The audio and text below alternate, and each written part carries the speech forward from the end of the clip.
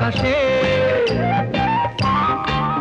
কেন মিছে বাঁধবে পাখনা ওই নীল পাখিটাকে ধরে দাও না কি হবে পুষ্পদা